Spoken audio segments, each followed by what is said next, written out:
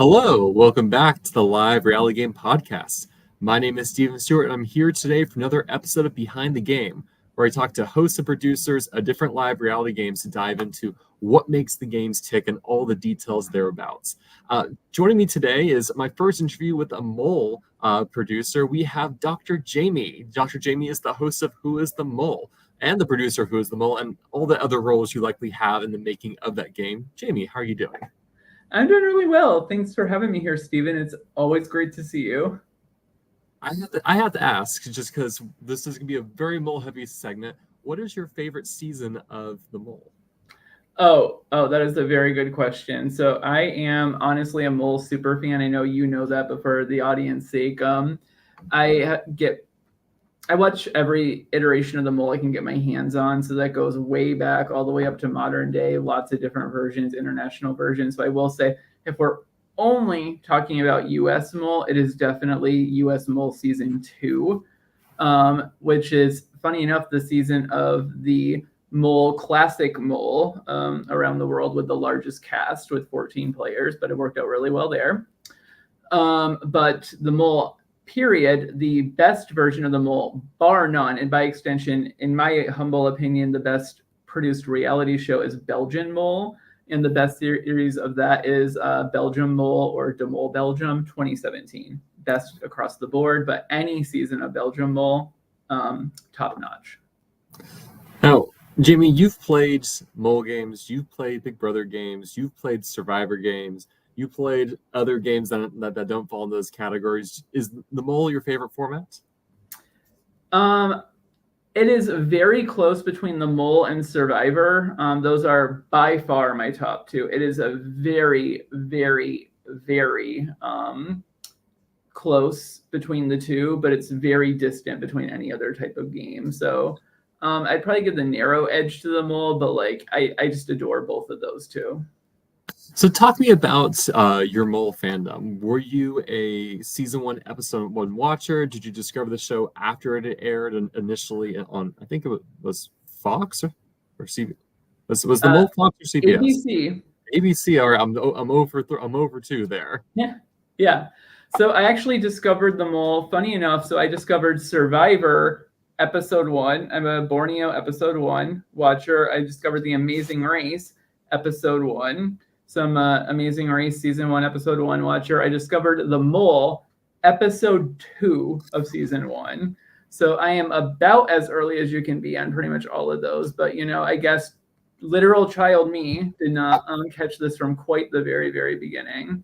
But yeah, discovered it when I was a kid, immediately fell in love with it. I think it's like, I've always been interested in people, and like how people think, how people process things, like how people problem solve, how they work together. I've always loved games and reality TV as a whole. And like at the core of this game is a mystery, right? Like who is working for the group, who's working against the group. And like, you kind of have to get in the shoes of how people think and how people are working for and against a group goal. And I just think that's a fascinating sort of concept. I mean, kind of makes sense that I'm a psychologist, Yeah, I was going to say it's fitting your PhD.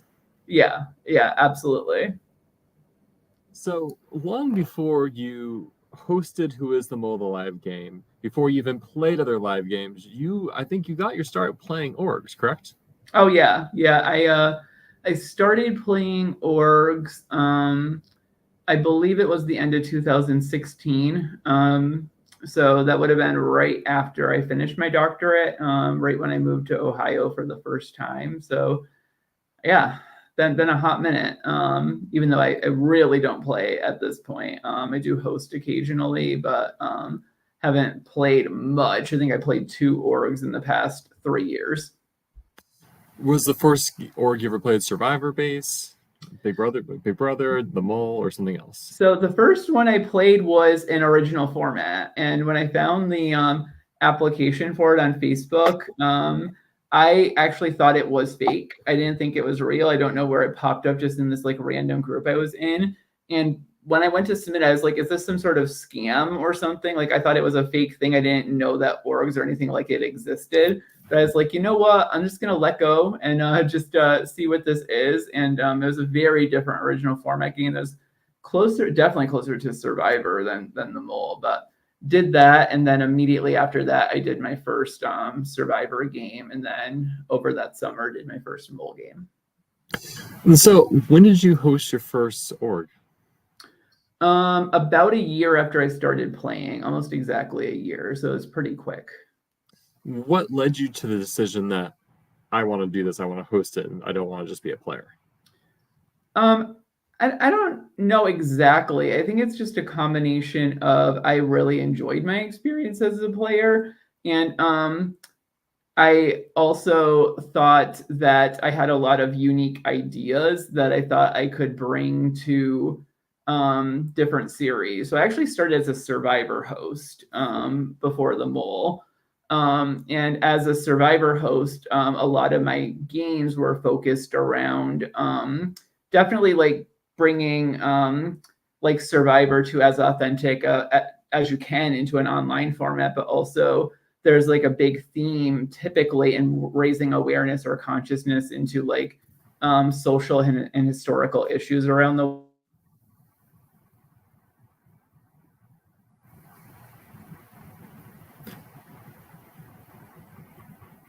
Oh no.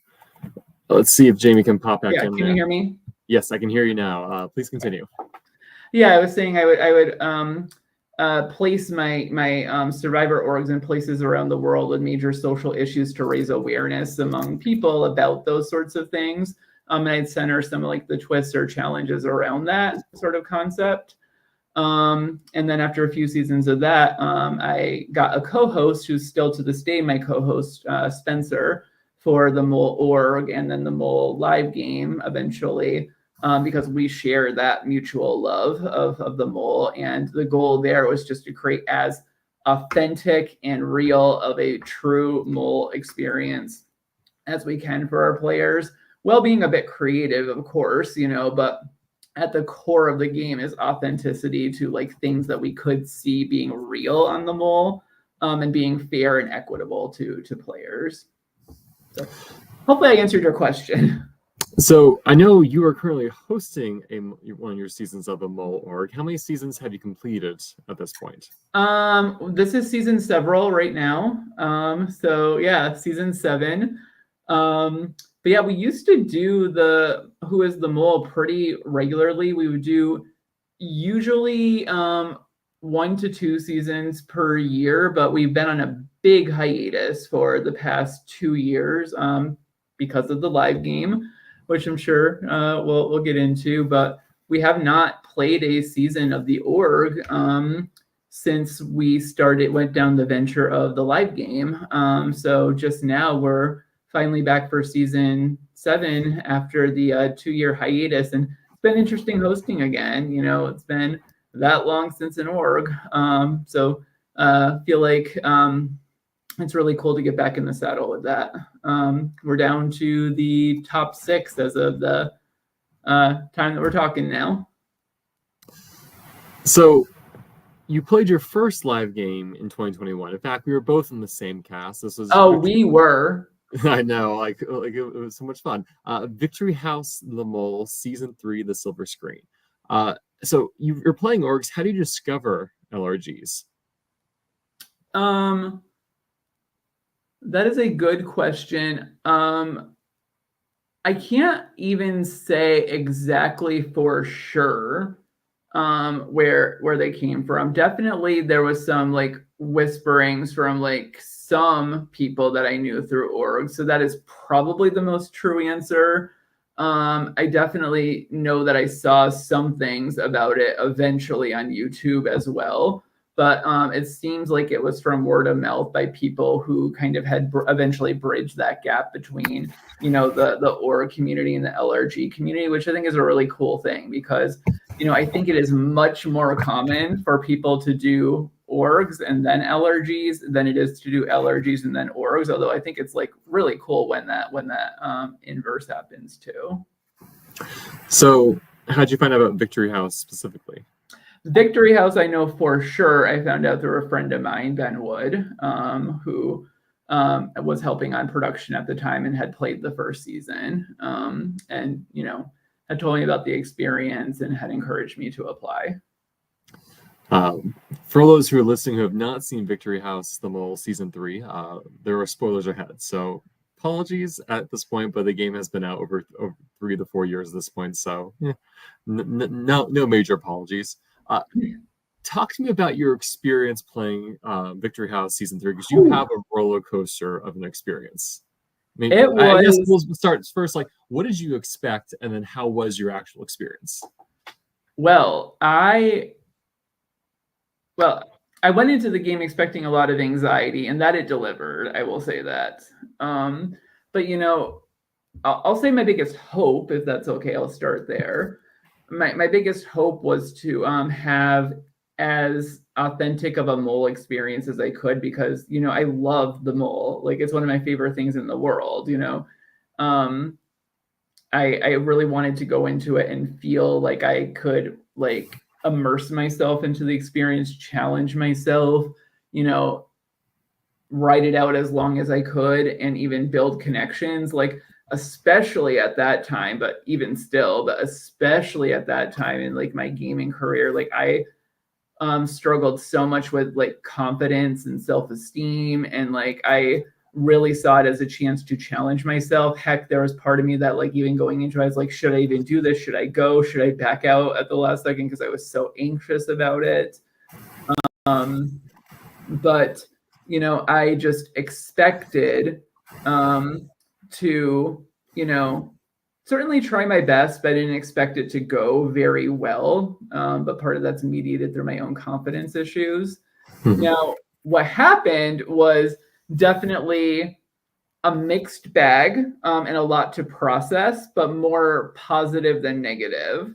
So you know exactly what happened, because you know exactly what happens, but I'm gonna let you say what happens. So I think the most awesome thing that happened, the most awesome and beautiful thing that happened was, I got to have a very authentic mole experience. It did feel very immersive. And my very first live game ever, I made it all the way to the end of the game. I ended up getting to be a finalist for the season. And that's a really wonderful thing and a very special thing that, for a first time playing a live game, I think that that's just super cool and something that I'll always remember, right? So, that's the good, and something that I think I put a lot of intentionality into in being there, in terms of building some relationships, getting information, looking a little shady myself at times, and also the way that I took quizzes, intentionally splitting for most of the game, right? Now, the thing that did not go well was, the one person who I purposely built a very close relationship with, my closest ally in the entire game, ended up being the mole the entire time. Now, who was that, Stephen? That might have been me. Yeah. So, at the current time, that sucked for me. That was a very, very, very hard to lose, especially in that way, to be a losing finalist who got the mole wrong essentially the entire game. But, at the same time, it's a very full experience. I got to make it to the end. I got to be proud of some of the things that I did along the way. And, I got to wipe a lot of things off of my bucket list. And, I got to experience some hurt that I was then able to get over from this experience. So therefore, I felt like I was able to process some of the good and the bad, and then take that with me moving forward in a really positive way for future games, if that makes sense. Yeah. I say roller coaster because I feel like you have high highs and low lows in that game. I had very high highs and very low lows. You lose the game, and then you're realize oh shoot, this person I thought I was friends with, were we even friends? Was this all a game? Like I said, there's a lot of, you and I we unpack a lot post game. Were we even friends? Who knows? It's all about the 4-year long con. But what's interesting is, much like your org experience, you play your first org, a year later you're hosting your own org. You play Victory House The Mole, and a year later you have your own mole game, because I believe your first season ran 2022, right? Yes, it's literally the same timeline. 1 year later, 1 year and 1 month later, I had my own mole live game. And distinctly, the process for that was I got back from Victory House, and yes, I was processing a lot of emotions, but like I remember thinking, Spencer, we have such a good product here from our org. Like we have consistently gotten like positive reviews, rave reviews even from our org, and it's something that we both put a lot of energy and passion into as like, I've seen this, I've seen it be successful. I've seen like the impact that it has on people. And I was like, we can do this. Like we can turn this into our own game and have it be, something that is special for people and something that, is authentic and something that is very high quality and true to the mole. Spencer would tell you that because he has no spine, he agreed to do it. Spencer's on the podcast to defend himself, so we can say whatever we want. He literally uses that exact quote, so I'm just quoting. Yeah, we agreed very quickly that we would do it. And yeah, lo and behold, a year later, we have a production, a cast, a venue, and we're doing it. And heck, someone from Victory House 3 is even on production and still is to this day. Would that be Benwood? No, that'd be Stacy. Oh, that'd be Stacy. Okay, I was thinking like production. Okay, but yeah, but Stacy was on our cast for VH Through the Mole and has been a devoted member of your team since then. Yep. So I have a lot of directions I want to take this conversation, but I'll start here. What's interesting when you look at the community of games that exists in the US and Canada, a large amount of Survivor games. You have a fair amount, but less so Big Brother. And then the Mole really was VH Mole. That was the one Mole game, I feel, for like 3 years. And then after VH Mole, which is now on hiatus, starting 22, you saw Michigan Mole, Who Is the Mole, the live game. I think Ohio Mole was around, but I don't know the exact timeline and history of that game. Mm-hmm. And now there's like Subversion, and there's a couple other mole games out there. So it's growing, which is really exciting. And so why do you think, I guess, what's your thought on the trend for mole games you've seen the past couple of years? It's interesting, right? Because I think that there are certainly a couple that came out of, Netflix Mole being picked up, but I think even more so, it's kind of just like a larger thrust of just like people being aware of live games and being more confident in their abilities to do it, because I think some of these games actually came out like around the time or just slightly before Netflix Mole, which is quite interesting. But I do think that in and of itself was probably some of that motivating factor. But either way, I think there's always room for more of these. I think we're fortunate to see that. I don't think we're at a limited pool of people who is interested in playing. If more interest is out there, we can get even more and more people interested in spreading the word that these games are really cool and impressive. And it's not just, the Survivors and Big Brothers of the world, which, trust me, are cool too. I played them myself, but it's not just them, that people can have like a really cool and interesting and different experience. Like this game is very different than, most other live games that you would play in. Before we go into kind of the first season and comparing running a live game versus an online game, I want to talk about what makes a mole game tick. So when you're looking to design a mole game, are there any hard rules you set for yourself that are like, or like what are like limitations you need to keep to make a mole game successful? Yeah. Well, I would say yes, there are some hard and fast rules. Then I would say there are rules that kind of come down to your value system as a production team, if that makes sense, right? Mm-hmm. So, the core of the mole, right, is that players are competing as a group for a pot that in the end one of them is going to win. So that in and of itself gives you a lot more license and flexibility than, say, Survivor, where every round it's either 2 teams or 3 teams or whatever it is competing against each other for a challenge win in the first part of the game, right? So it's always one team against another, so to speak. In the mole, just based on the parameters of everyone is working collectively, you can do challenges or assignments, I call them, where it's everyone doing the same thing, where it's some people doing one thing, some people doing another that combine, or, everyone has a separate type of task. There's just like a lot of like license in there to do lots of different types or variety of tasks, so to speak. Does that make sense? Can you hear me? Yes, I can hear you. Okay, awesome. But within that, I think that as far as design goes, it is exceptionally important to design tasks in a way where there is a lot of variety of A, things that could go wrong, and B, variety of things that a player has agency to make choices for how things could go well or not so well. So that way it's not so obvious, like if a person were to sabotage, it would look like this. If a person were not to sabotage, it would look like this. Like I like to give my players a lot of agency and a lot of free reign in the choices that they make. That way it's more of like a logic puzzle to first deduce who the mole is, but also more like they have like a sense of choice or agency in the strategies that they want to employ. So basically more cerebral, interesting, integrated tasks, I think is really important. Does that make sense? Do you have an example of a task that you maybe had early on that you felt like didn't hit the mark there? That didn't hit the mark? An example of a task that you played or seen or done that you felt like based off the rules what you just laid out wasn't up to par in my game ever.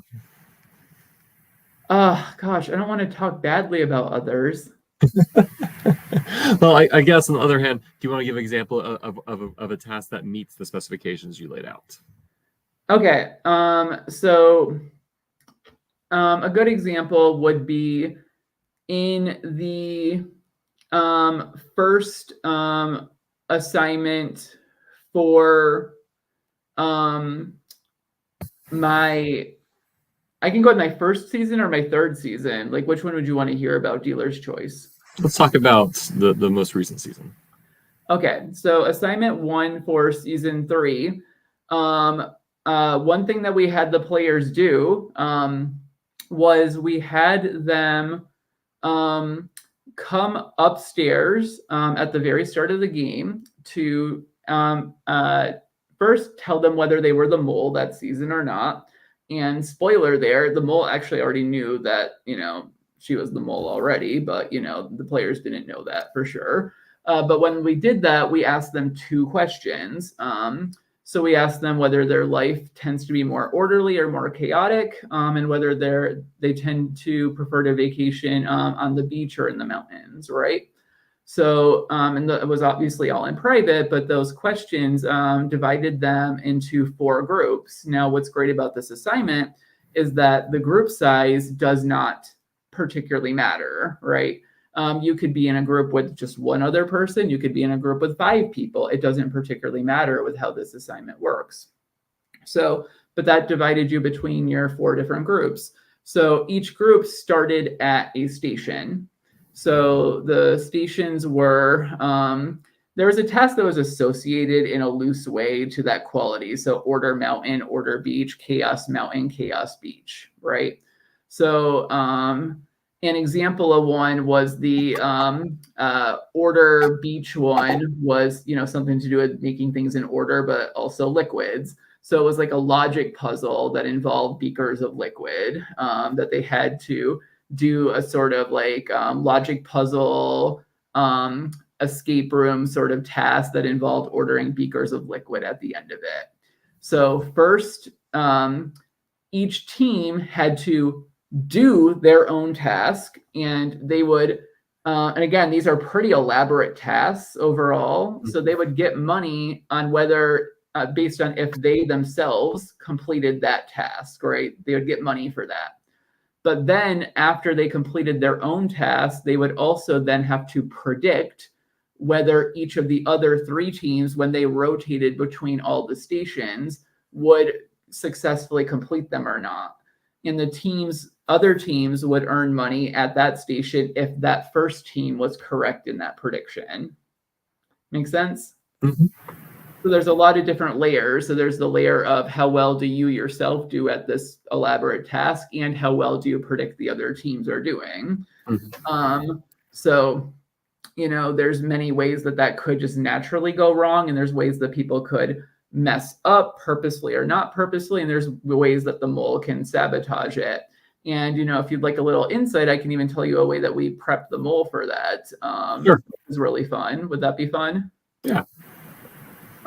So what's great is, Spencer and I, as the hosts of the game, when we worked with our mole for season 3, Sarah, a way that we worked with her in the season was, she knew that when she rotated into Spencer and I's station, we would have a signal for her as to how the other teams had predicted her team would do at that task. So we would do a signal such as, scratching my forehead while I'm reading the rules would indicate, hey, they predicted that you would succeed here. Or if I played with my glasses, that would mean, hey, they predicted that you would fail at this task. I don't remember if those were the specific signals, but it was something like that. Now, since she has that information, she could then decide what to do with it. That doesn't mean she has to, use that information to make sure the task succeeds or fails, but she could. I think as the mole, knowledge is power, and as the mole, you should have knowledge to determine what you want to do in terms of your sabotages. So, it's just a fun way that we can work with the mole in the moment when, you can't actually obviously pull them aside and give them that sort of information. Now, I know from talking with you, another hard rule you keep for yourself is size of cast. Mm-hmm. What is the ideal cast size for a mole game for you?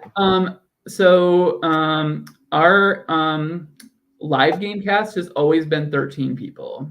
I think that's pretty much the maximum that I would put in a mole game.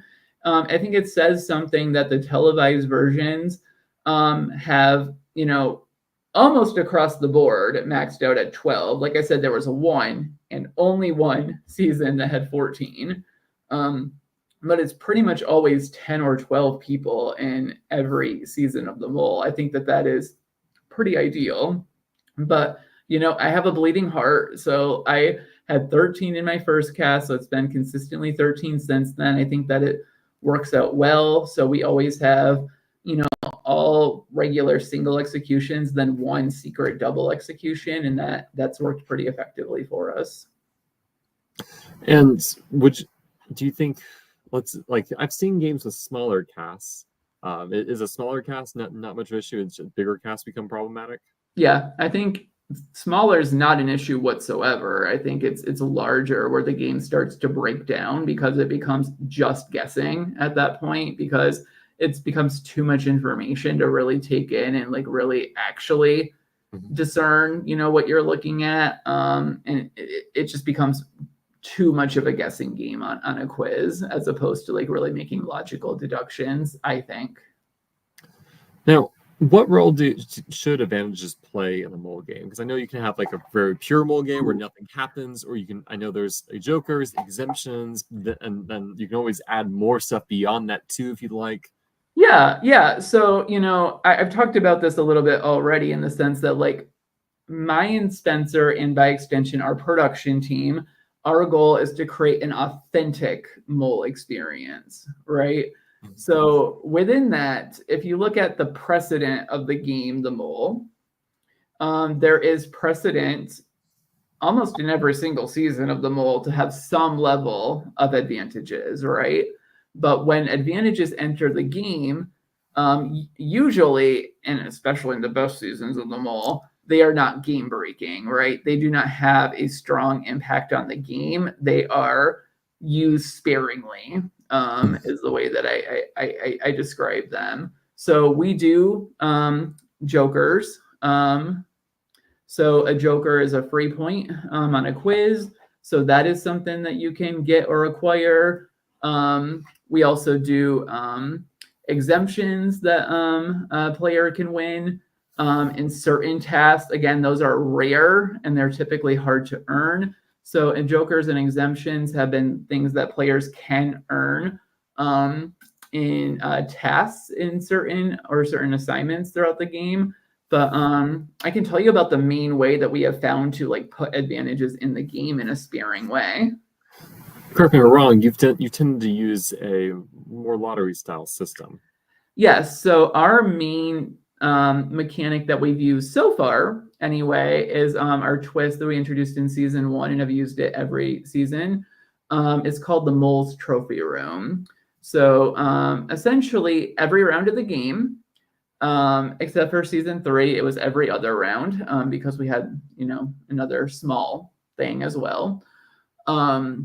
But every round of the game, the players would, at some point in the round, usually right before the quiz, enter the Mole's Trophy Room, where there would be a series of raffle bags, and each of them had a note card what it said would be drawn for in that particular round. And the players knew right at the start of the season when this was announced what each round was. So it'd be, say, round 1, an exemption, round 2, a 30-second time credit on the quiz, etc.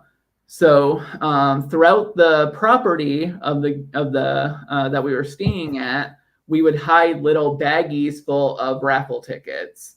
And in some assignments, they'd be able to win raffle tickets as well, that they would then deposit into the bags of things that they would want to win, right? So I love this as an advantage because it is a way, so giving tickets, finding tickets, winning tickets is a way to add a currency in a way into the game, but something that has very little power in the grand scheme of things because you only get the advantage if you win the raffle, right? So it's useful to have them, but in the end, you have to win the raffle. So we're only allowing one or sometimes 2, but usually 1 advantage to enter the game. And again, it's usually something that is very small and very balanced. Let's talk about what makes a good mole, because I feel the challenge for a mole game is it doesn't all come down to one player, but also kind of all comes down to one player, the person you've brought on as the mole. Because ideally, like, you love for the mole to not get discovered immediately and for there to be that cat and mouse game for at least for a good chunk of the season. And maybe, a couple players find out at the very end, but the mole has at least gone through undetected for, I think, ideally at least half the game. So what makes a good mole, and how do you look for a mole after putting a cast together? Yeah, I love that question. And honestly, it's challenging. Like, picking the mole is the hardest thing for me. It is so damn challenging every time. It gives me heart palpitations. But, so far, knock on anything, we've been very fortunate with that. Every one of our moles has delivered, been phenomenal, only positive things to say. And that extends to the org and the live game. A good mole, I think there are some core traits that a mole should possess. And then beyond that, it's actually really cool, but I'll get to that in a second. The core traits, I think a mole does need to be very flexible. If you go into this thinking, this is my plan, this is the thing that I'm going to be doing on assignment 3, this is what I'm doing, and that is it. I don't think that will go particularly well because you cannot control all the details. You cannot control other people. You cannot control what is going to happen. So being able to be flexible and let go of some of that control is really important. Being able to be social, being able to build relationships and work with other people and integrate into the group is important. Being able to work well with production, I would say, especially before the game, is really important. And beyond that, being able to manage your own emotions during the game, because otherwise it could be very isolating. I think people can not realize how challenging and how much of an island being the mole can be, because it is you against the group, and especially at the game. As the host, I cannot pull the mole aside and be like, hey, how are you doing? there are very limited times for that sort of an interaction to happen. So a lot of times it can feel isolating. So taking care of oneself and being able to have the ability to do that is super important. Now, on top of that, what I would say is that there is no single personality type that makes for a successful mole. Like I've seen moles with very different personality types and very different play styles. So like if you are looking for a certain personality trait or type, I think that's a fool's errand personally, because I even look at the ones that we've chosen and they are very different people. And I actually really, really enjoy and appreciate that. But I'm curious your take on that actually. I mean, I think I generally agree where I want someone who's flexible, someone who is going to be able to socially integrate. Because I think the kiss of death is someone who just stands apart from the rest of the cast, and it's so easy to suspect or pin someone who just you don't talk to as the mole. So I think you want the mole to ideally be integrated enough that they are being pegged as the mole simply as an outsider. Mm-hmm. And then someone who realizes it can handle the fact that it's a fundamentally different game that you're playing, because you are the team of one against everyone else, and it can be very isolating or challenging as a result. So it's just knowing that you will have just a very unique, different take on the game and experience in the game. Mm-hmm. Yeah, definitely agree. Looking at the 3 moles you've had in your live game, how would you describe their different playstyles then? Ooh, yes. So our first mole, season 1, was Missy Bird, who absolutely, I mean, I love all our moles. So season 1 was Missy Bird, season 1 was Logan Pardue, and season 3 is Sarah St. George. So season 1, Missy. And honestly, it is hard to describe Missy as a person. I adore that woman.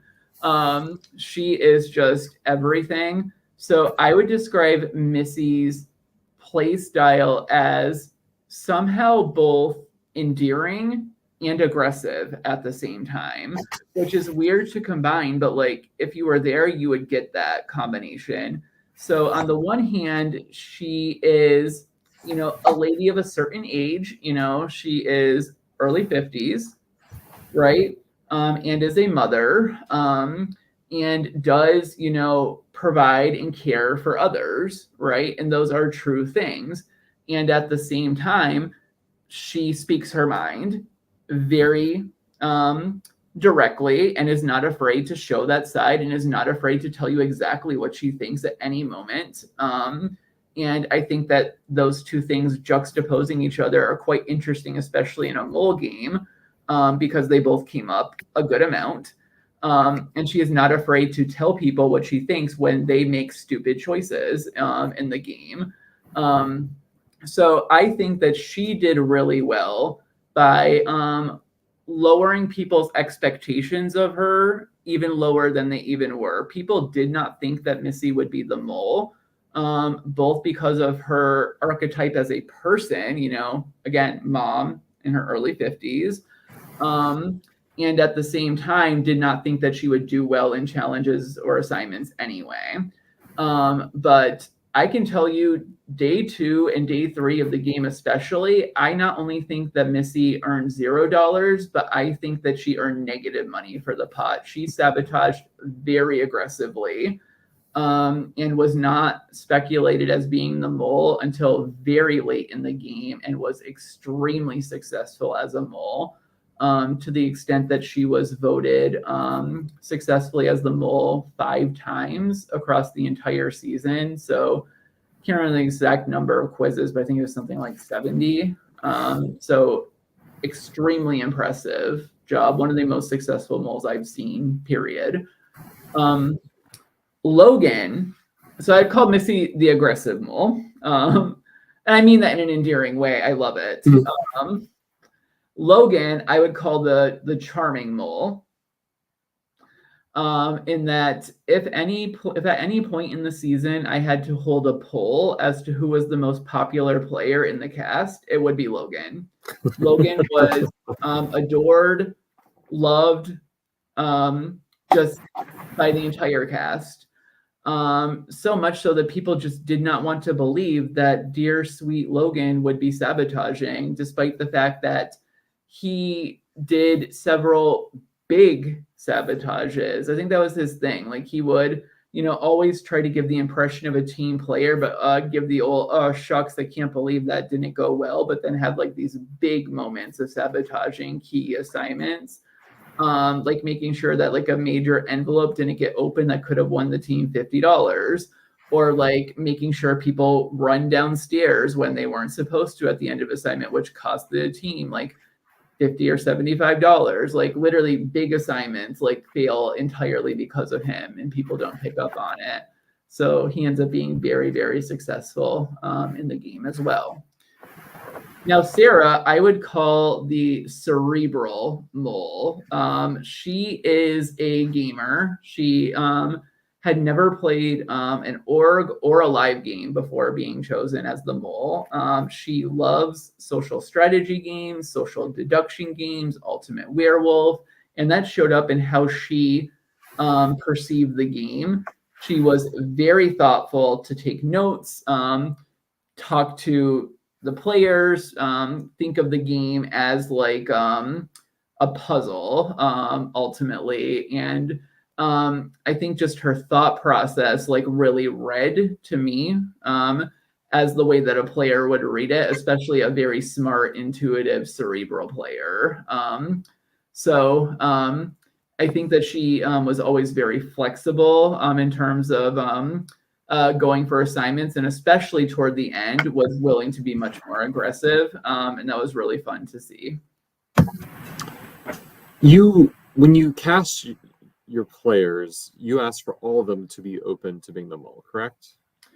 I actually ask who wants to be the mole, and just generally speaking, almost everyone wants to be, at least so far. Are there any other important elements to making a mole game tick that you want to talk about? Yeah, so I would say two things. So one of them is more related to back to being the mole again. What I want to point out is that it is not just who you think would make a good mole. Obviously, that's important. But I think it's also something that I've realized as a host is I think it's who would make a good mole for your cast of players. So I do think that is a factor to consider. I know that's a very cerebral thing, but like sounds very hard to do. Once you host it, I think it'll click more what I'm talking about. So you think about how, like, once you've interviewed these people and how you imagine people might get along or relate, I think there is something to be said for how a group might gel together, like who might be the right fit for that group. That's interesting. That's like a whole another level I've never considered when it comes to a mole. Mm-hmm. That also feels too hard to read into as a player to figure out, like, all right, based off the people around us, who would then be the selection? Yeah. I'm not even going to try to take those steps if I ever play a mole game. Yeah. And honestly, people will usually be wrong anyway. People will be wrong, but will have tunnel vision and confirmation bias to assume they're right regardless. That is my biggest fear of ever playing a mole game and playing as a player, not a mole, is being very susceptible to confirmation bias by saying, hey, I need to take a stand. I'm taking a stand. Here's what I think it is. And I'm missing giant signs in front of me as a result. Mm-hmm. Yeah, and then I'd say the other thing is just, having a great production team is super important. Having people who really gel together, who really click, who feel valued, and who are valued, not just feel valued, right? And people who, I'd say over time, my team, like we all give a lot of input on things, but over time we've started to specialize more in different areas. Like we have, Spencer and I who hosts and help with challenges. We have other people who are more challenge focused people. We have our hospitality focused people. We have our people who are assigned to, be our cast handlers, we call them, right? I think if you can do that, it tends to be better in my experience, as opposed to people getting taking on too many responsibilities. It gets harder to manage. What is the size of your production team? Oh gosh, math. I believe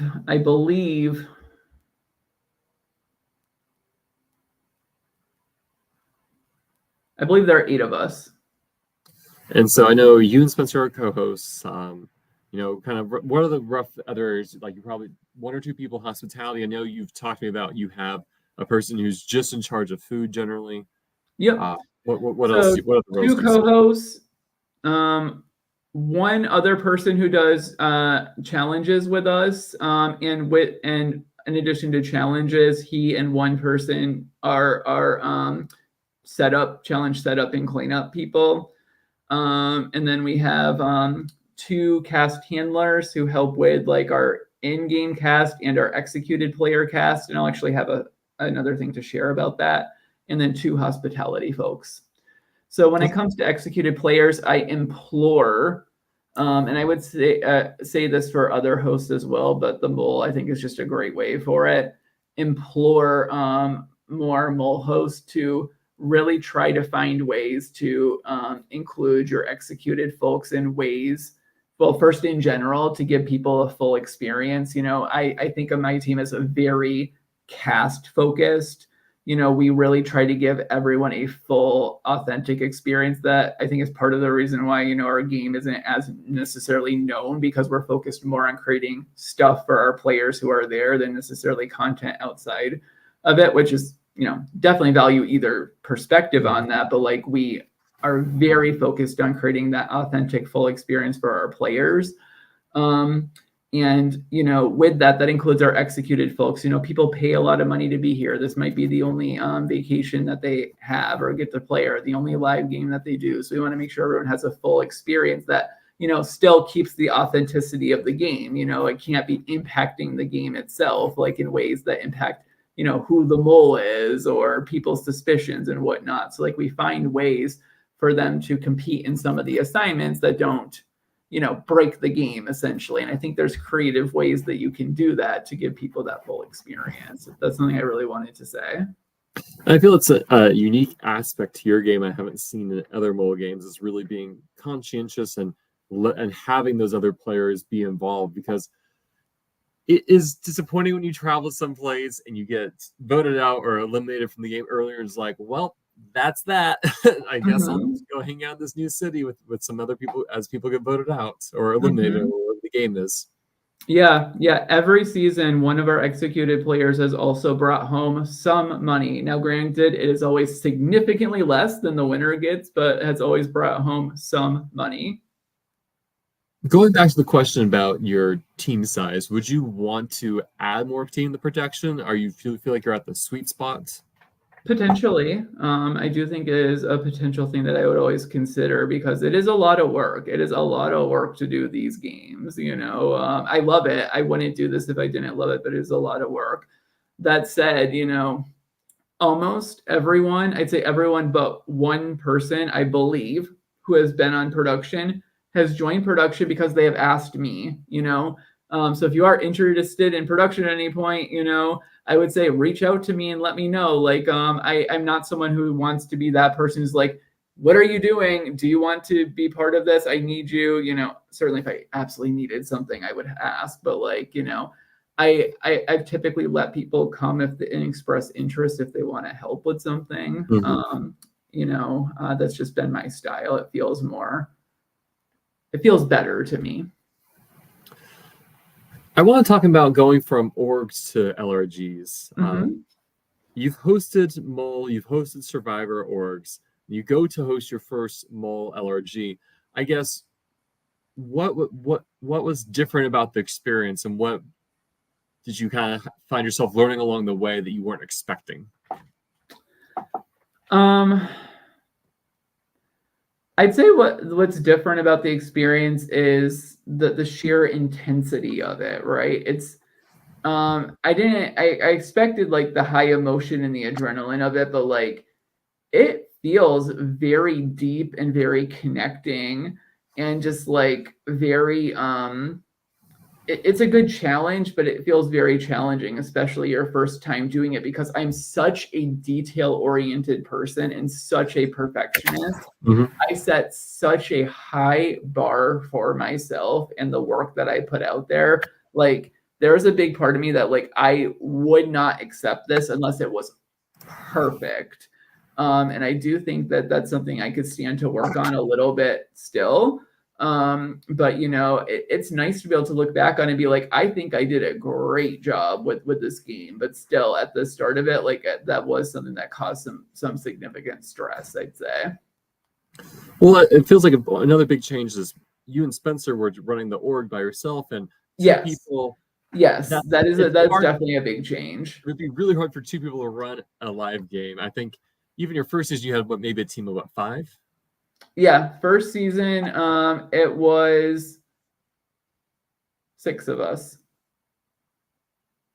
I mean, if I remember speaking to you as you were producing and making this first game happen, you were pretty much on top of logistics. Logistics are another, I'd say, big factor of like, what's the place, like, what's the payment for it? Like, there's more money involved in terms of getting things booked and payment and ready, especially getting the players there. I don't know. With all that, was any of that a surprise to you, or you pretty much like, I have an idea what to expect after playing a game and after playing a couple of games at that point?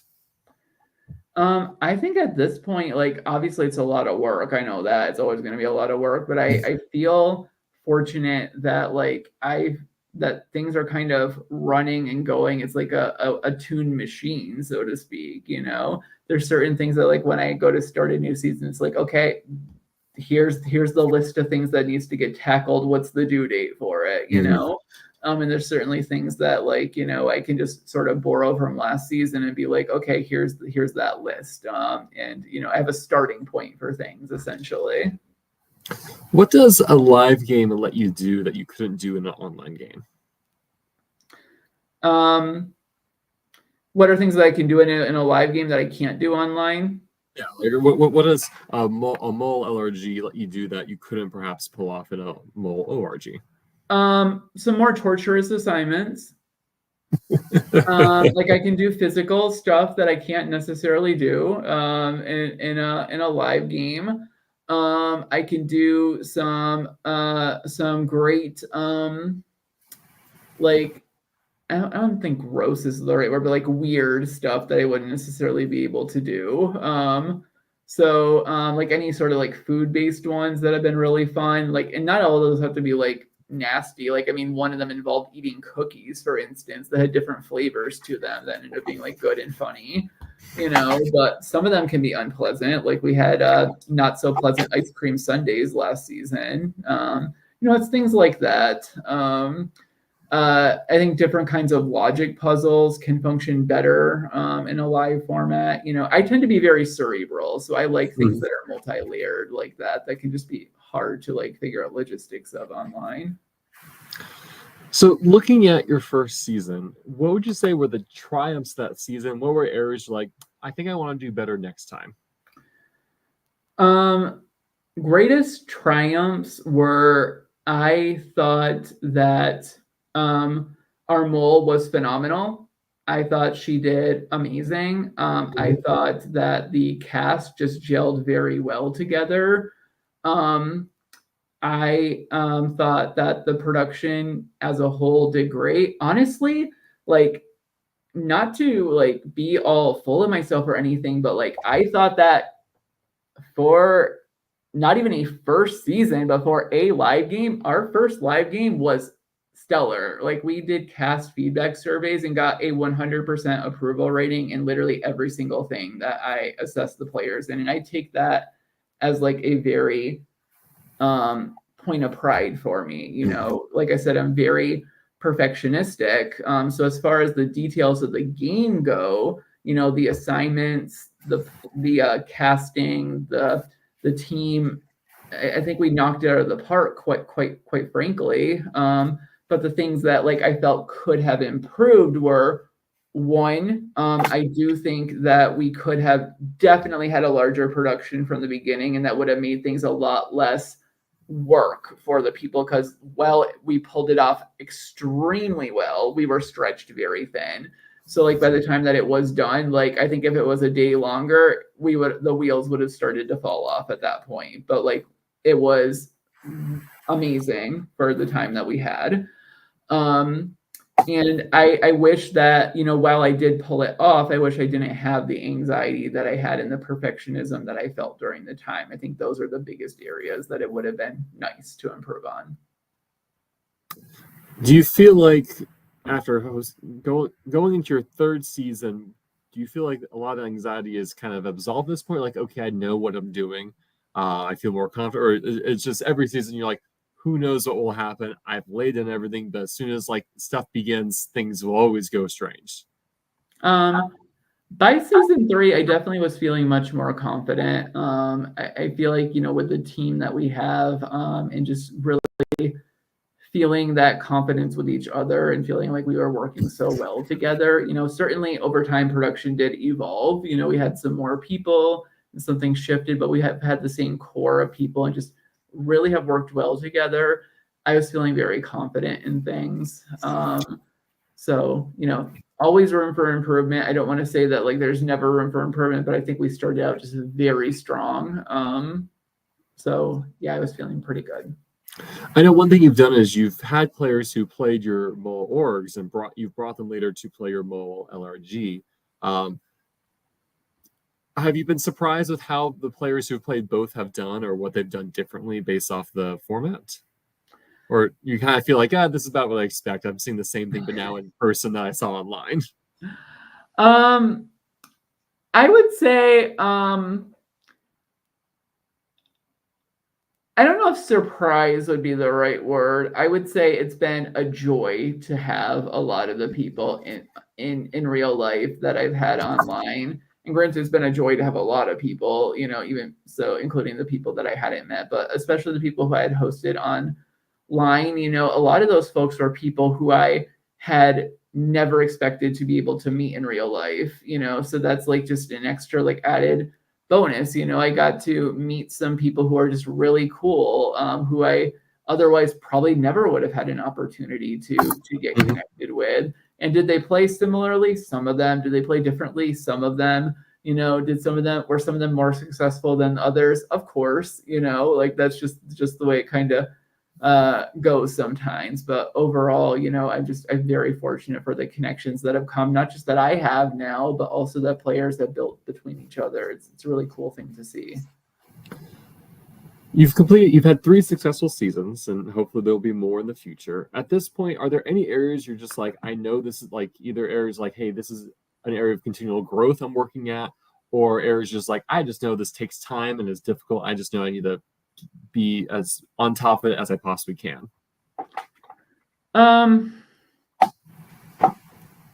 I think I'm feeling pretty confident overall. Like I do want to be open to growth kind of across the board, but I think overall, we're feeling like we're in a really good place with the game, and it's just something that I want to continue, moving forward with. I've said I want this game to continue as long as people want to play it. So hopefully people do see it as something that looks fun, and they see it and perceive it as something that's high quality. So, I just want to continue striving for that. I feel like a choice all games need to make is, how are we getting this out to the world? Do we want to live stream it? Do we want to just have raw video files online? Do we want to videotape and make episodes of it? How is your thought process around this been?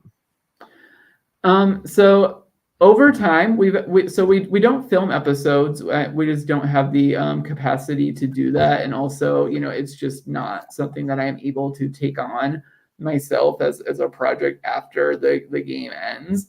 Your schedule is quite busy. My schedule is very busy, etc. Yes, yeah, I work a lot. But we have increased our live streaming over time. It's something we have now have some production, space for. Over time, I realized like we are very player centric, yes, but we do want to get some content out there for the viewers. And also that's important for our cast, to have some ability to go back and look back on this and to show that off to, friends and family. So, that's something that has increased. So we're always going to be more player focused. That is a goal of mine. But the what is going out there for the world has increased in that sense, especially last season. I'd like to talk a little about the future. Now, I know that, I guess, what can you say at this point about season 4? Will there be a season 4? If there is, when will season 4 be, etc.? What are you licensed to say at this point for all the fans out there? I can say there definitely will be a season 4. Information will be coming soon. I can say season 4 will be in April 2025. What will season 4 be? What will it look like? Who's to say at this point? But it will be coming. That said, regardless of what season 4 is or what it looks like, again, I can't say much as of now. Who is the Mole is going to continue. Our hope is well into the future. So regardless of when you get to play, I would encourage you to stay tuned and apply at some point down the line, because I want the series to continue as long as people want to play it. So hopefully people continue to show that interest in it. In addition to, I know something we've talked about just in our calls is, would you ever host a Survivor game? If so, would that be at the expense of the Mole, or just like, who's to say that's a future Jamie issue? So funny you say that, Steven. So I will say one of my personal projects is to, relatively soon, not this next summer, but probably the following one, to start to dabble into Survivor and expand into that. I'm feeling more confident as time goes on, just well, as a person, but also in my hosting ability, and I feel like I've, done a lot of the things that I want to accomplish in the Mole world and also in my LRG playing world, and I'm wanting to expand my horizon some. So I'm pretty confident I am going to be expanding into Survivor. So definitely very much in its infancy stages, but that is the hope to go there as well. Is there anything else about your game that you want to talk about that we haven't had a chance to dig into? I think we've done a lot of digging. Like just overall, it's been a blast to host. I want to say just again how thankful I am for the whole team, my whole production team. Stacy, Tyler, Spencer have been here for the past couple of seasons. Some since season 1, and then this season. Missy as well since season 2. Season 3 team included Katie, Logan, Courtney as well. And then our virtual production member, Shannon, has been with us since the beginning. Just without those folks, the game would not be going. So very, very thankful for everyone. And it's just a phenomenal group of people. So if you ever have any questions about the game, you can definitely reach out to me about it, or just anything about the Mole. I love the Mole. It's my thing. I have a couple of wrap-up questions then that throw your way as we finish up here. What's some advice you'd have for other aspiring game makers out there, or game creators? I would say, one of the big things with the Mole is, well, first, make more Mole games. They're fun. They're great. But with that, it's really important to be very detail oriented. Not to scare people away, but when it comes to the Mole, the details matter. Like, you really have to be very detail oriented with how you're planning your game, how you do assignments, how you speak to the cast, how you plan quizzes. Like, the small details matter, like when it's a hidden saboteur style game, because those things can, depending upon what it is, like make or break the game. Fortunately, I think that's something that, I've gotten more confidence with over time, and like it's less anxiety provoking for me. But that is certainly an important thing. What's one thing you wish you had known before you ran your first game? I wish that I had known that I would be sitting here 3 seasons deep and, it would all be okay and that it would be successful and that people would be happy and healthy and thriving. I wish that my anxiety had known that and I wouldn't have to worry about it. Honestly, that's probably the answer because it's gone so well. It's been so fun. It's been such a great experience across the board. It would be nice if my past self could see my future self in that. What's one of your favorite memories from one of your mole games? There's a lot. I would say one of my favorite memories was just first a particular assignment with Missy in season 1 that involved the sugar cookies and how she just completely gaslit everyone during that. So I'm talking about an assignment where the team should have earned a lot of money and did not earn basically anything because of how Missy convinced them to make really poor decisions. So that's just one that lives rent free in my mind.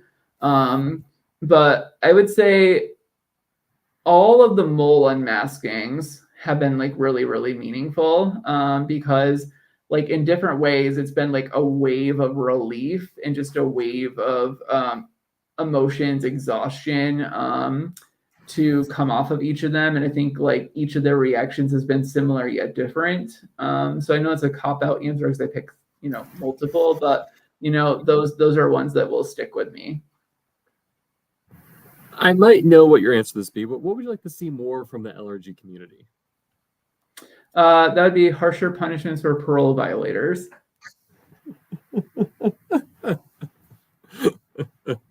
Well, maybe I was wrong. That was not where I was expecting your answer to go. What would I like to see more of? Now I'm curious what you thought my answer would be. I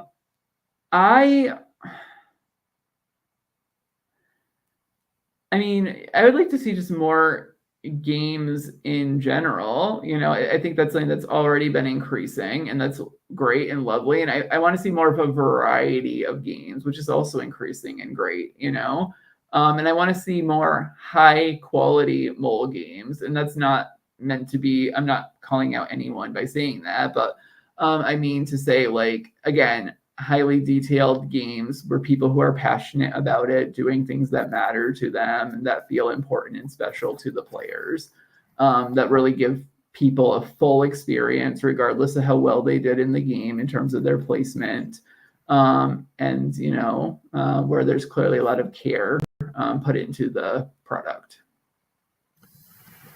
Okay, so I was right because I was I think Jamie's gonna say I want there to be more mole games. You kind of said that in a sense.